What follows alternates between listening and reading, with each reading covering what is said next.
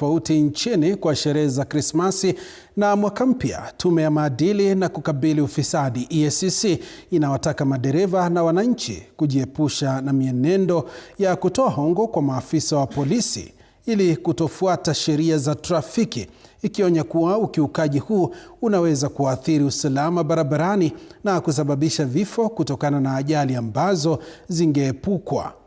Kulingana na afisa wa EACC Eric Ngumbi, madereva hawafai kuhatarisha maisha ya abiria kwa kutoa hongo kwa maafisa wa trafiki. Hatua hii, anasema, itaepusha visa vya ukiukaji wa sheria za trafiki, kukiwemo kuendesha magari yasiyofaa barabarani, mwendo wa kasi na kupakia kupita kiasi.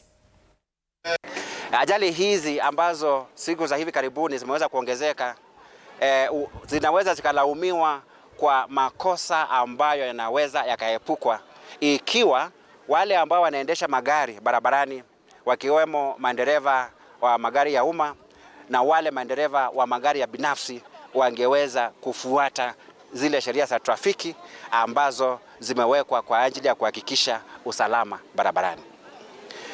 Mashirika haya yatakuwa katika barabara zote kuu, yakiwemo EACC, polisi, NTSA na mahakama, kwa sababu kutakuwa na zile mobile courts ambazo zitatumika ili kutoa ile instant justice, na wale ambao watapatikana wakiwa wamevunja sheria hizi, pamoja na kutoa hongo ili waweze kuepuka uvunjaji wa sheria za trafiki, waweze kuchukuliwa hatua hapo hapo.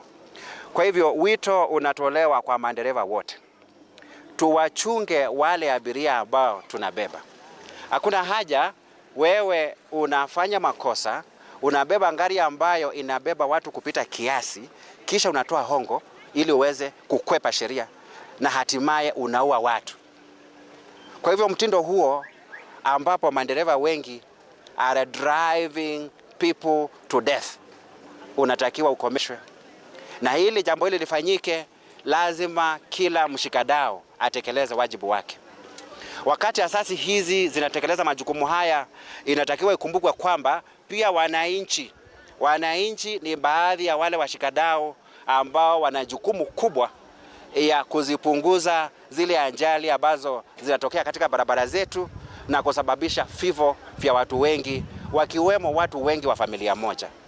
Wananchi wanatakiwa wasiruhusu dereva ambaye anaendesha gari vibaya aendelee na safari hiyo, kwa sababu kuna gari ambapo utapata inaendeshwa vibaya, labda it is unroadworthy, lakini kuna profesa pale ndani, kuna mhubiri pale ndani, kuna kiongozi pale ndani, kuna mwalimu, na kila mtu amenyamaza.